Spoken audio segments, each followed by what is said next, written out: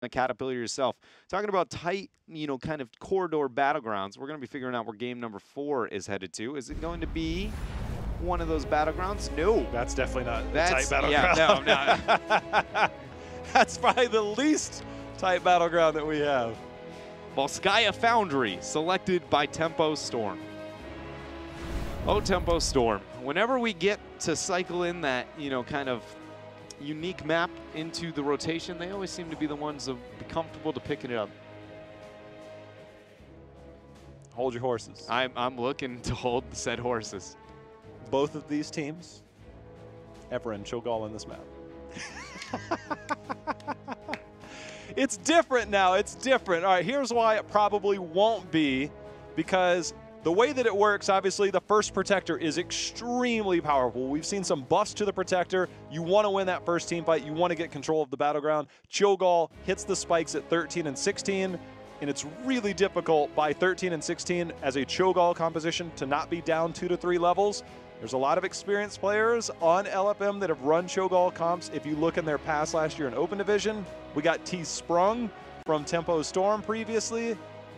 I don't think we'll see it, but if you're going to see it, it's going to be one of these teams, and it's going to be this battleground. We even got an Eastern Clash Cho'Gall on Volskaya Foundry as well. So I think it's definitely possible if we do see the Cho'Gall picked up one of the other common pairings. I don't know, was it for LFM or for Tempo Storm, but very much Ariel is another one that kind of comes to light when looking at that, just because the ability to have such a good hope generator like the Cho'Gall to kind of stand out. I feel like if a team does that right now, I feel like I'd like to see that to be Tempo, just because LFM has done such a good job of holding their own that, that if they go out on this game, they will end up going down to Tempo, and it's just, it always feels bad when that goes out on the pocket strategy, but it is good enough that maybe I'm not giving it enough credit. Yeah, there's some other picks to consider. Obviously the Junkrat, I think, will have a big factor on this. Maybe the Hanzo, but we've also seen in Europe, Chromie. And we've seen kind of the time trap build be very effective on this battleground, so we'll see if that comes out here for either team. So we are ready for the draft. You know what I can rely on, J-Hal? Medivh won't be in this game. Ooh. There's one team in HGC North America that's run Sylvanas. Who is that? LFM. Are you thinking this is the time or the place? Ooh, if you want to avoid a team fight and maybe force out some stuff. There's the Medivh taken away. Here comes the Maiev. Tempo. Tempo Storm. Maiev was in the script. Yeah, we got a little bit bored when we were writing the script this week. We decided to keep the meta, about as rinse and repeat at the top half. Tempo deviating from this. Deviating? Deviating? Deviating. Oh my God. Man, that was... How long did you write that one? It took me about 0.2. 0.2 days? Yeah. They are hovering. No commitment to it yet. There we go. Sticking to the script. Thank you, Tempo Storm. First pick, Malfurion. Is it the Genji Uther again?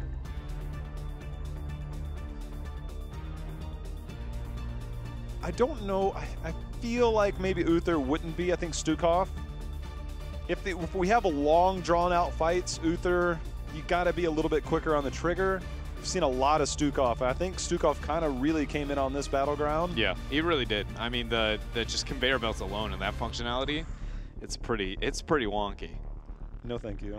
If we do see them go into the Genji with the Stukov, it just, again, raises the same concerns. Not having the opportunity to move into the Tyrael, don't have too much counter momentum on your own side to keep the Genji alive. I just feel like I'd rather see you not pick the Genji, right, if you're going to go in that route. We'll find out, though. Maybe Tracer instead. Go Tracer Stukov to get the deny on the other side. Tyrael Stukov as well, if you want to pull that away. Blaze. Okay. Genji. Interesting change-up here for Tempo. Yeah. Not sure how I feel about it quite yet. We've had one Blaze game from Glaurung, season-wise. See if we'll make it game number 2, or maybe we switch things up. Obviously, Genji has traditionally been Psalm. Fan can flex over to that, but this is also a battleground where we've seen another melee-heavy centric Tempo Storm. They've run a Ragnaros on here. Obviously, I think that we see what we've seen thus far in the first 3 games is a shift for Tempo Storm in terms of how they're approaching these drafts in the second part, and I actually like it a lot more. LFM, you have to commit to anything? I mean, do they feel like the fact that they are not going to have the option to move into that Tyrael Blaze is too big of a setback here? I still feel like there's got to be that Tyrael. Normally you'd poke at the Tracer opportunities, especially considering the snowball capabilities. Diablo, Tychus. Interesting. Anything you can do, I can do better. I can do Cho'Gall better than you for the last 2 picks. Diablo, percentage-based damage against Cho'Gall. Tychus, percentage-based damage against Cho'Gall. If we see a gray main ban, then what happens when a new Brat gets picked? You cry a little. That feel when Cho'Gall can be countered by so many, you can't outpick or outban it. I do not like the Malfurion pick for Cho'Gall. Yeah. But if you are going against a heavy melee composition, you can hit more Moonfire targets, get a little bit more healing, but... Ooh, we haven't seen Thrall today.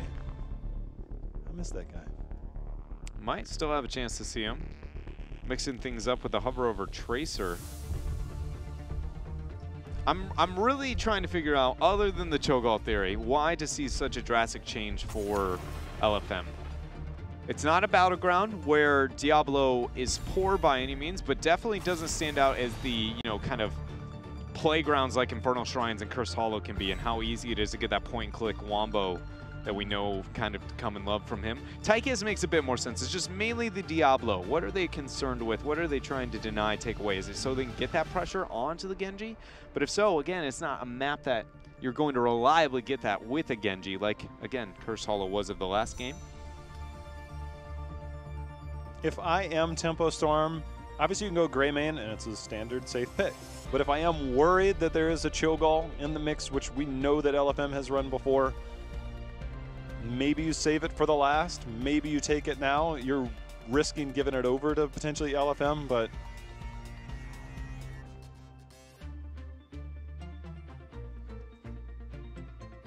They're taking quite a bit of time themselves here to try and figure this out. Alexstrasza is going to be the choice.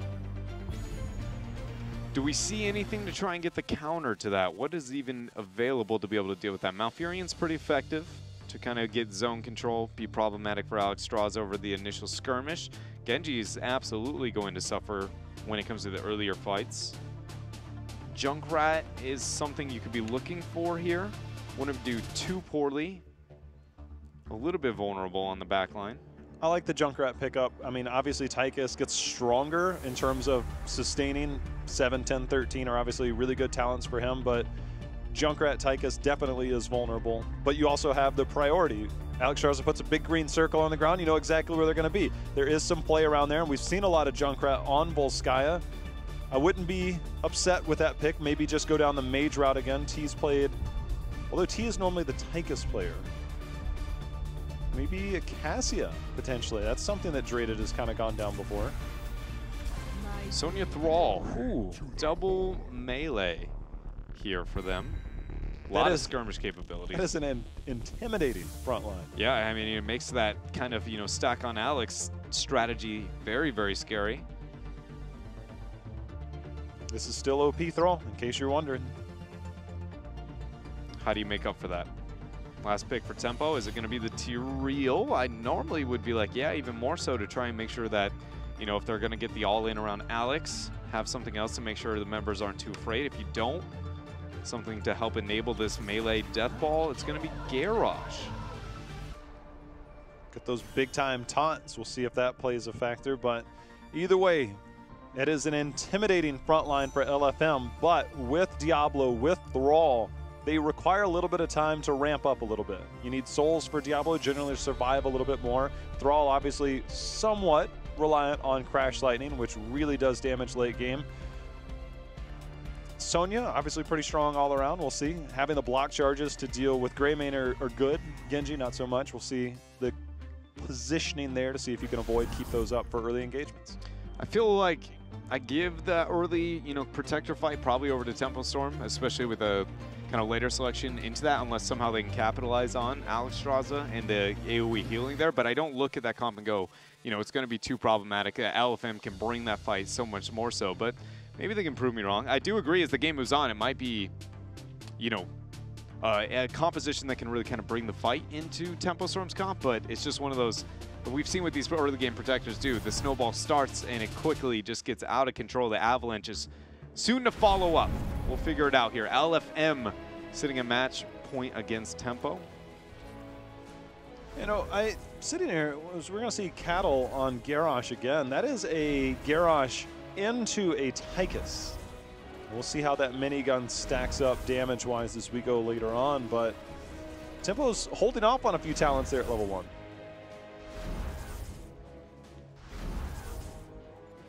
See if we see the full, heal build on the side of Alex. Draded reported AFK. He's got the happy cloud. Can't report anybody with a happy cloud. Figgy, though, on the other hand, don't know what to tell you about that guy. Knock up.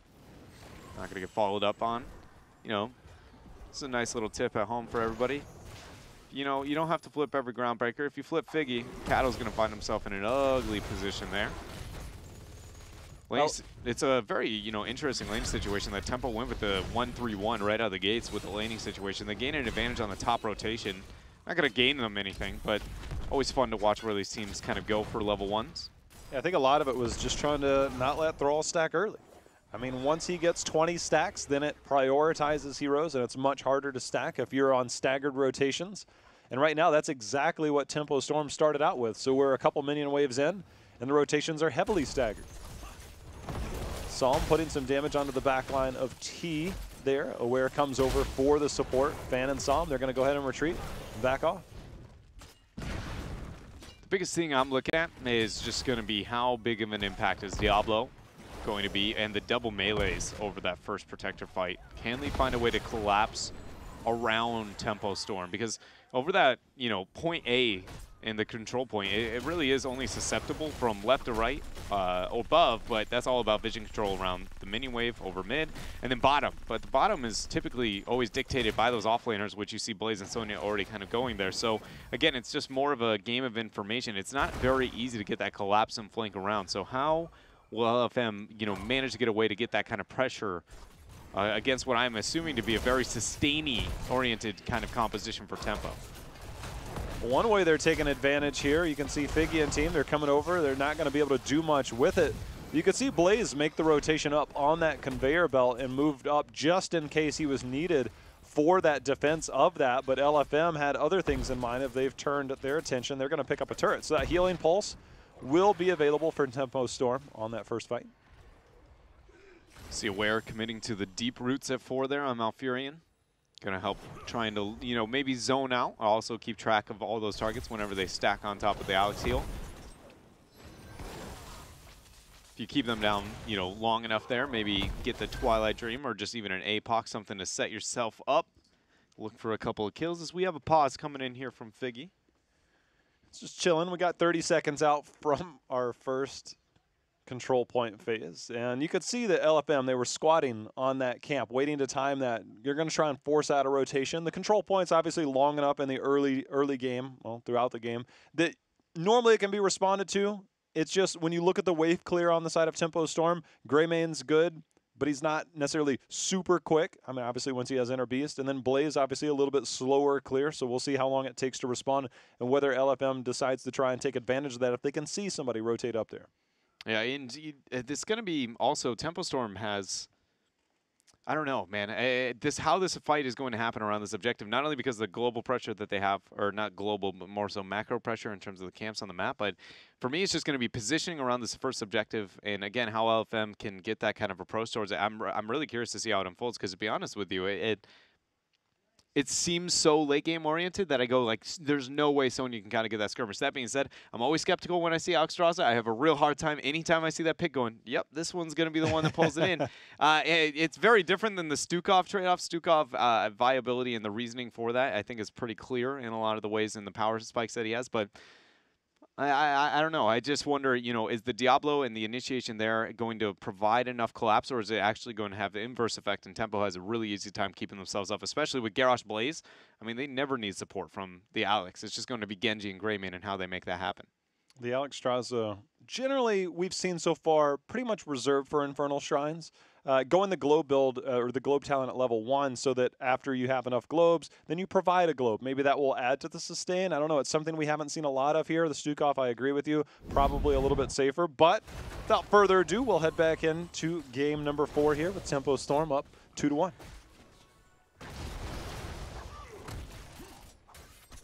Sorry there for a moment. My computer screen had a kind of funky moment, but we're back. We're back in action. 10 seconds out. Flip. No. Well, there it goes. The stun is there. The damage coming in onto Cattle. Able to get the heal, but the zoning route there from away. A first kill. First blood, for that matter, over to LFM. Dread, check out who's in top lane. It's the, you know, it's going to be Blaze. Forcing out the rotation, but Glaurung trying to get an advantage of his own. They ended up prioritizing that camp. LFM did make something happen off of picking that up. Good job for them, but it's not, you know, done yet. The control point takes some time to totally gain that control over. Tychus is going to get rid of the information on bottom with that minion wave, get that cleared there. Probably about 50, 60, maybe even 70% before Tempo Storm move up. Here comes the collapse. Sonya's going to be slow in rotation. Nice control there for Aware, but throwing down that root means that Tempo Storm might be trying to make that rotation and capitalize on that, because that's going to be one of the biggest deterrents. Hold up. T continuing to rip through that health bar, but now they've got their eyes on Figgy. As you can see, Glaurung coming down, but instead the returned aggression there by LFM, putting quite a bit of damage onto that front line as the bigger they are. 4T is ripping through the health bar of Garrosh and Blaze. There goes the Alex heal. Everybody moves up. Nice root. Once again, a lot of damage onto Cattle. Able to get the double there as that Dragon Queen being popped by June. But everybody on LFM's pretty healthy. They aren't too scared, except for Figgy falling very low there. Genji goes in. Genji quickly goes out, swaps with all that damage on that ancient spear, able to get a 1-for-1 trade. And now this 4 versus 4 should go in favor of LFM. Standing their ground for now. They're regaining control. They're at 99% and channeling. It looks like the first protector will indeed go over to LFM. That's a big victory for them. We'll see how much they can do with it. Generally, you're going to look at the fort wall here mid, rotate up to the top, but there are no minions here yet, so eating quite a bit of damage is this protector. How much can we see make happen? First turret going to drop.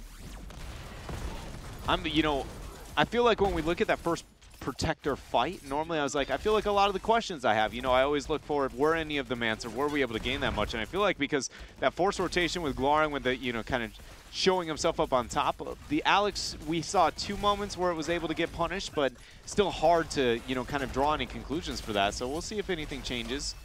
I think LFM is being way too forward with this protector. They're getting 1 wall and not much else. A little bit of damage, but in terms of what we've seen recently, this should be obtaining quite a bit more value. Ended up keeping a lot of targets, you know, at other points in the map, and also, again, taking maybe a bit of free damage. It's Cattle trying to punish. Move up, get a flip on to Tychus over the wall. I agree with you. It does feel like maybe not got as much out of that situation as they could. Generally, it's well minimum after you get through that wall. They didn't even put their attention on that well. However, they are closer to 10. But Tempo Storm not too far behind. We're going to see LFM pick up the healing pulse here. Earthquake is a selection there for Thrall.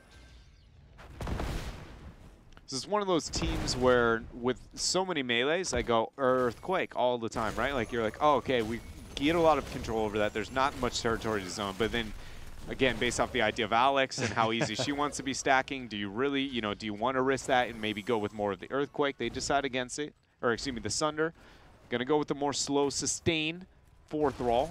Surely gonna be overly problematic if too many resources committed to him for a kill. 10 to 10, Cursed Bullet again.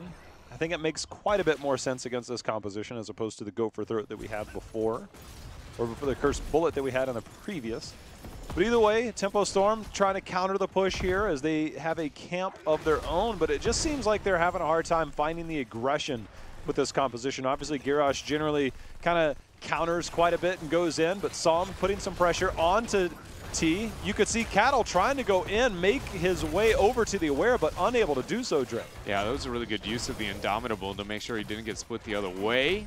A lot of damage there going on to Figgy. Psalm not willing to pull the trigger on that Swift Strike, possibly over the wall. I think that's a safe call. You know, Diablo, it's pretty hard to do the math because a lot of people, you know, he doesn't scale like linearly in terms of HP as everybody else, right? Because he's getting those souls off the minions. It's, unless you're keeping track of those ticks of HP on the health bar, it's pretty hard to be that concise. Set gonna back away, kind of rotate out, join maybe Glaurung here, who's been doing his best on the Blaze, setting the minions ablaze. Pretty even so far. Not the big breakout fights, but now that we've hit level 10, the next control point when it does spawn, I think will be kind of the big time. You know, we've got Thrall sitting at 11 stacks on his Crash Lightning. Figgy got flipped. Gonna eat a Cursed Bullet there. Not gonna cost anything. 30 seconds out from that top control point. Blaze versus Sonya, who makes the rotation, who makes it win. Sonya going out right now, 20 seconds before. Blaze still questioning if he wants to make it. He'll stick around for an extra minion wave. The race at 13 should be won by them, but it shouldn't be won hard enough that, you know, any team has anything to kind of write home about. This is the standoff. This is where I think the game's really going to open up. Both these teams approaching 13. Everything's pretty much even thus far, but you've got a fully stacked Diablo. You've got all heroics available. Figgy putting some pressure on, zoning out for his team so far, but the return as Glaurung comes in, Figgy dove into that back line. APOC is out, but it is all for Not Dread. Yeah, he's going to be coming back to life, though, with those souls. The fact that he used APOC and went down, it's kind of one of those tough moments where it's like, if you see him hesitate and keep the APOC, comes back with the souls, this fight is reasonable to be won. But now, you might not be, you know, wishing Diablo can join that fight. T gets flipped over, Earthquake goes down. A lot of damage coming out. No Malfurion opportunity yet there. Pulls away a little bit here. Tempo Storm getting a lot of damage, actually turning on to Psalm. June now falling low, gets flipped over.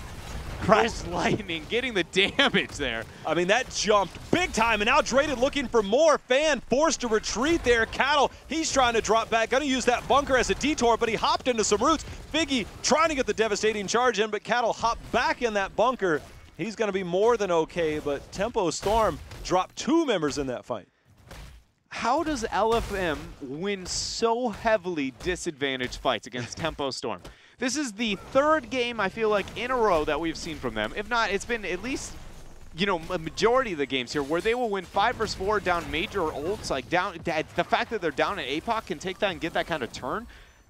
I mean, either both of the kills they've gotten over the control points are mid-Dragon Queen, keep in mind.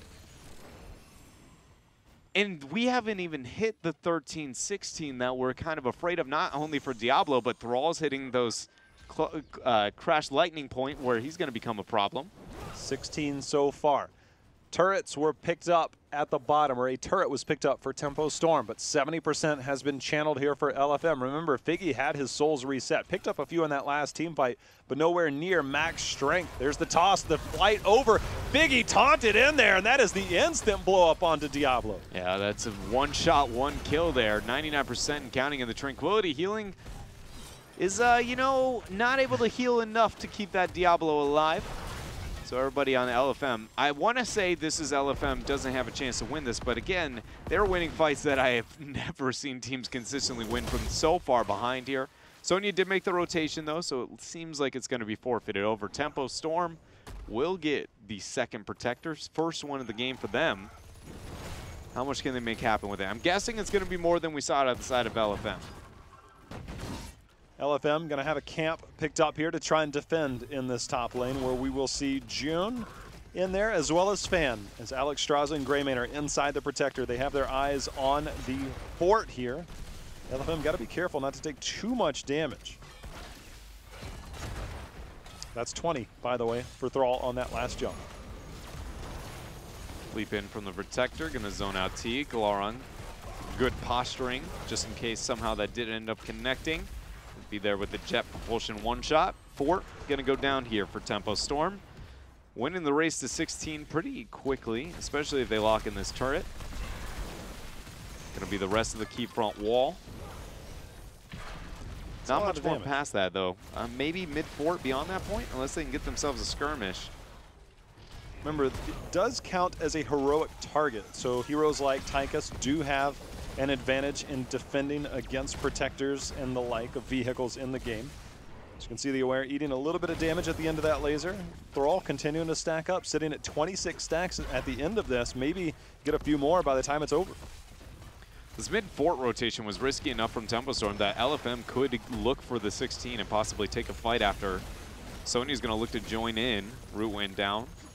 Protector's going to walk through. Double oil spill here from Glorong. Going to be set aflame as they walk out. 16's here, but LFM unable to get that skirmish. We go back to the dance here. Wait out the third protector of this game. Yeah, that top lane, getting that tower down or that gate down does kind of open up the potential, if we see a camp picked up at the top left for Tempo Storm, to push during an objective phase. So they'll probably try and time that out because the next control point will be at the bottom and leave that keep vulnerable. It's up to LFM to make sure they clear that out. They're able to contest that control point. Biggie and team, though, considering taking a fight here. Aware is in a bad spot, though, if they're going to. He actually drops the ice block to deter the flip over. APOC used from Figgy. Tranquility going down. Two-man groundbreaker. Figgy goes back in. There's the bunker locking them down. Swab's trying to keep himself alive as Diablo, the first to drop. Will not be able to do so much longer. Tempo Storm, after that nice flip there from Cattle, is going to find a 3 for nothing. Well, that's going to open it up. 3 members down. They're going to move directly onto that keep. Bunker still not available for 20 seconds, which is generally something you can use, but when you have a Garrosh, you can get onto this. They have the turret. That will eat some of the ammo. That's going to eat about 4 or 5 shots, buy them just enough time to take down this keep dread. First keep being victim here on Volskaya. It's about the 20, though, and around the timing of the next control point. LFM looking to pick up their turret over the downtime. This is one of those kind of just take whatever you can get. Looking at that last skirmish attempt here. The APOC felt like one of those moments where it felt like it's kind of forced. The Tranquility got a lot of value, but Tranquility, you know, without something else to kind of keep the team alive, just does not heal enough. And then Cattle, the great groundbreaker at the end, because for sure that was a minimum 1 kill after the bunker. It was just, can I get anything else? And again, Garrosh there, Cattle not letting anybody go. This is tough. You mentioned that 20 tier a second ago, and for LFM, their opportunities are slim to none. You know, we haven't seen teams kind of get into this position that Tempo Storm is in, then just try and use that protector and run up top lane and try and end from the top lane. It's not something I've seen tried yet. So it's a matter of, if Tempo Storm, they don't take a fight, they don't, and they just play around 20, and they take down another keep, say mid keep, or maybe they just run it down bottom, I just don't, there'll be enough time for LFM to get to 20. So if that's all that Tempo Storm does with it. So it's a weird spot where I want to see what Tempo Storm can accomplish once they do get this next protector, whether they do try and look towards mid keep, whether they look to try and end, or just push down that mid lane. I feel like if I'm Tempo at this point in time, other than Psalm, you know, avoiding getting cut out, you go, we start the objective, we look for your response, we know we can dictate your transitions on the map. If you show too much information anywhere else, we take your bottom 4 for free, then we time out the objective. Pretty much we want the minimum keep wall on bottom down as fast as possible. Then we threaten any kills. If we get the kills, we end. If we don't get the kills, we take the keep, then probably still end it. Because in theory, you're going to have to lose too many people on this defense. You're done a 20 talent here and down a 3rd protector. Psalm is actually hiding in the bush behind the team. There's the taunt, there's the flip. The big taunt's gonna be there. Figgy's gonna go down. X-Strike bringing it down. Draded has put down the Earthquake, but you can see the Cleansing Flame coming down. Swabs just way too far deep. The reset on that taunt was there for Garrosh. That's instantly 2 members down on the side of LFM. Seems like Tempo Storm every single time the Cattle has hit that taunt. Somebody is dead. It's so fast, so quickly here with their composition that just doesn't matter. Gives the reset over to the Genji there for Psalm, and then at that point, that's going to be all she wrote. LFM now down 2 kills. It's going to lose this protector inevitably. It's just how much prepping of this bottom lane does Tempo manage to get done. I'm just surprised they were that aggressive. You know, sometimes we'll see teams kind of push out one of the lanes on the opposite, maybe the top side. But as you said, they would have been giving up the free fort and then potentially the keep. So long-term planning, you know, they're taking these fights. It was a risky fight, 18-20, did not work out for them. Now they're going to defend this top lane, and now the protector for Tempo Storm has been picked up. It looks like they're just going to do not pass on that bottom lane. They're moving top lane to try and end. Pretty realistic still for them to get this with their 20 advantage. LFM ideally should be trying to find any of the members of Tempo Storm elsewhere on the map. Unable to find them in that downtime, hiding in the shrub. Gonna get Greymane in here. A little bit of damage maybe lost on the core, but the protector, there goes the jet propulsion, locking out 2 X-Strike immediately. And look at Aware, that Tranquility keeps himself alive in that ice block for a fraction of a second. But it is merely just that fraction of a second. One man down. Tempo wastes no time. They're looking to take this series. They're getting on it. 2 members on the side of LFM have fallen. Figgy trying to put something onto June, but unable to do so. And at the beginning of that fight, Figgy was trying to come around very aggressively in that Dragon Queen form as devastating charge hit in. You could see it just at the top of the map. He ended up getting auto-attacked, which is that brushback from that Dragon Queen form. Actually thwarted the early assault of Diablo. So heads up play by June, heads up play by the rest of Tempo Storm after a little bit of a slow start in this series, Dredd. It seems like Tempo found their pace the last few games. Yeah, game 1 and 2, things were bumpy, but you know, 3 and 4, a bit more according to the plan here for Tempo Storm. Taking it 3-1, and you know, I feel like I was concerned with the Alexstrasza in that game, but I feel like, honestly, I didn't even get to see a lot of my questions answered. It was every single fight was, here's the one shot, here's the cursed bullet, Genji's got to reset. Who cares what happens at this point, because the fight's already won, right? Figgy died 5 times before a fight even really even got to happen. The one time we got like the kind of APOC response on the top half instead of them behind, and I put that more on the side of Tempo Storm getting that punishment with Cattle on the garage setting the team up, but my goodness, it was just like, don't even know. When the fight's won before it even starts, Tempo has nothing to really concern about. There was no hesitation at all. I mean, they were clearly set up and designed, so it's like, look, all we need is one flip. Everybody's just kind of anchoring, hanging out. They're like, look, we don't do anything. You pull the trigger, we all follow up on that.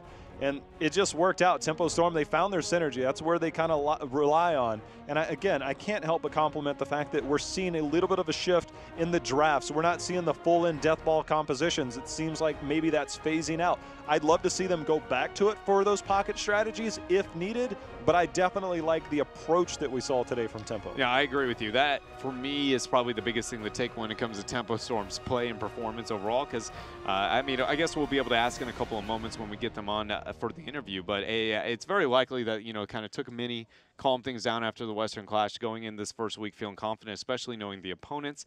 But just the fact that they were playing a bit more traditional, playing a bit more meta, because, I mean, 5 melees, you know, 5 death ball, like it was cool, it's fun, it's flashy, but there's a time and a place.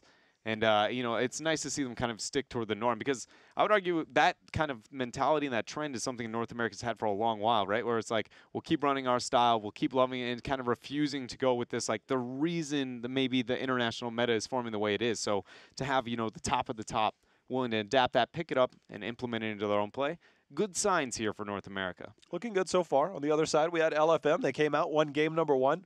That's now twice that they've done that to Tempo Storm, taking game number 1. First series, it was on Sky Temple. This time, a little bit different. So for LFM, not all hope is lost. They make a lot of the right calls late game, but they just still, they're working through some of the rookie type things that you would expect a newer team to do. But there's so much promise with this team. You talked about their draft looking good. There's a lot that they do right, but when you come out of the gates against Tempo Storm, I think that's okay. Again, getting past maybe the next few teams when we look at the standings, you know, can they get over that, get out of that crucible range and maybe make it into the playoffs and make a surprise run? Yeah, you know, it's going to be possible, I feel like, for LFM, especially with, again, that kind of play that they were able to display today. Man, it's just the fact that those first 2 games, I'm still sitting there going, like, to be honest with you, I saw halfway through that second game, I was like, I just don't even know if there's a world. Like, we're going to sit in a world where I'm going to be like 2-0 LFM over Tempo Storm. What is happening? My goodness. They were able to keep it together. It's good. It's good for LFM to, I think, get that. See that they can do that. The drafting-wise, they can see what works, what doesn't work. Some of their calls that they made, you know, they can go back and watch and learn from some of those things. But they are doing a lot right. And I think they're just going up against some tough competition. And again, Tempo Storm, the way that they came out, they were expected to take this series, being the number 1 seed, coming in against the number 8 seed. But LFM did make it competitive, but I think for Tempo Storm getting off on the right foot, things in the future, though, going to get a little bit more difficult as, you know, Team 12, what we saw earlier, said that they think that they're a threat towards Tempo Storm and vice versa. Yeah, I very much agree with you there. And I do believe that we have Psalm on the line here for our winners interview. Psalm, I've got to go ahead and ask, you know, after game number 1 and game number 2, what was you guys' thought process there after that? You know, we started off the series pretty bad. It's probably some of our worst play. I don't know. It was maybe having a break after the clash kind of set us back, but pretty rough in the beginning, and then towards the end of that series, we kind of picked it back up. So, yeah. I wanted to ask, yeah, about your guys after the clash. So you did end up going with like taking a break, because I mean I feel like that's pretty expected, especially for a lot of the teams that went to the Western Clash, starting with LFM this week. You know, probably feeling confident, can take some time off. So you I guess you feel not only one that happened, and number two, feel like maybe that's part of the reason for the slow start. Yeah, we took a week off, and then anytime we have like a hiatus between competitive play and then there's just no competitive play for a while, we tend to start off slowly. But I'm glad that we were able to bring it back. No, yeah, and it looked good and clean beyond that point. Very impressive play. I'm going to send you over to Jay Howe. Psalm, you guys obviously made a name for yourself by being a very aggressive team, a very diverse team in the way that you drafted and your play style. You come into today, and drafts looked a lot different. Do you guys feel that you're trying to make a change, a conscious effort to change that up, be a little bit more like the global meta? We're just playing what works. If it's off meta and it works, we'll play it. If it's, you know, meta and we outdraft them standard, we'll go with that. Now, when you look at a team like LFM, somehow, some way, in both series, they've taken game number 1 off of you. I know you said you guys didn't play well today, but what do you see when you see LFM able to take those first games from you guys? You know, I think LFM is a lot better than people give them credit for. They really put the pressure on, and they punished us. Like, we were playing with no respect. We were playing, like, so split. I don't know. It was a mess, but, you know, they punished us for it. And, you know, not a lot of teams do that, even though, like, we don't play our best. We don't get punished like that often. But, yeah, kudos to them. Well, good job to them, and good job to you guys for picking up the victory today. Psalm, Thank you. I'm going to go ahead and, you know, change the scope a little bit away from the performance here against LFM. We heard Team 12 talking in their interview before about just having a lot of confidence. Only team that maybe they feared in North America was, in fact, you guys. I mean, are you guys have the same level of confidence, especially knowing you're going up against Simplicity next? Yeah, I think heading into the clash and having a decent performance gave us that confidence that, you know, we can take it to the next level, even internationally. So as long as we, you know, our biggest problem, like I said in the pre-interview, is we tend to play too fast, too hasty, and we rush things, and we end up, you know, either engaging incorrectly or we're not on the same page. So if we can slow it down, clean up our play, I think we're good to go. You know, I find it only apt that a team named Tempo Storm is the one concerned about the pacing at which they're going to be playing. You know, I'm gonna, any shout-outs or anything before I let you go, Psalm? Congratulations again on the win here today. Yeah, first off, shout out to my team. We had a rocky start, but we managed to pick it up and clean it up a little bit. And shout out to my org, Tempo Storm, and to all of our sponsors. Red Bull, you know, Red Bull keeps us going all day, all night. NVIDIA, Secret Labs, SkyTech Gaming, Felix Gray, PlayVig, and Twitch. And lastly, shout out to the 5-Digit Club. Of course, I can't forget about the club. Thanks for supporting. Thanks to the rest of Twitch chat. You guys aren't as special as the club, but I love you guys too. Thank you very much for your time, Psalm. And, you know, hopefully maybe one day they'll be as cool as the rest of the 5-Digit Club. Psalm there, man. Gotta love it. You can be a 5-digit club. You just got to go over, watch him play. Yeah, throw down some doll hairs in the process. It's a good stream, though. It's one that luckily, it's one of those things when I was on the East Coast, it's like, man, I don't really get to watch a lot of the West Coast streams because I'm sleeping, especially if there's streaming after scrims. It's like, as I'm tired, that's cool stream and all, but I need to sleep. Now I'm on the West Coast. It's like, I check out some of these Temple guys from time to time. It's fun time over there. Yeah, it is a good time. And, we were talking about the June play earlier. That also made it to Reddit. You can check out all the player streams here at HGC. You know what we need to check out, though? What is happening tomorrow in HGC as we take a look at the schedule? We see Europe starting with Leftovers versus Zealots. And if you did not watch Leftovers play today, ladies and gentlemen, you do want to catch them tomorrow because that might be a lot more competitive than you'd originally assume. Next up, Diamond Skins and Tricked Esports. For North America, though, Heroes Hearth Esports versus Gale Force Esports. First time we get to see Gale Force perform here at HGC 2018 Phase. Oh man, I shouldn't have set myself up for this Phase 1 Part 2.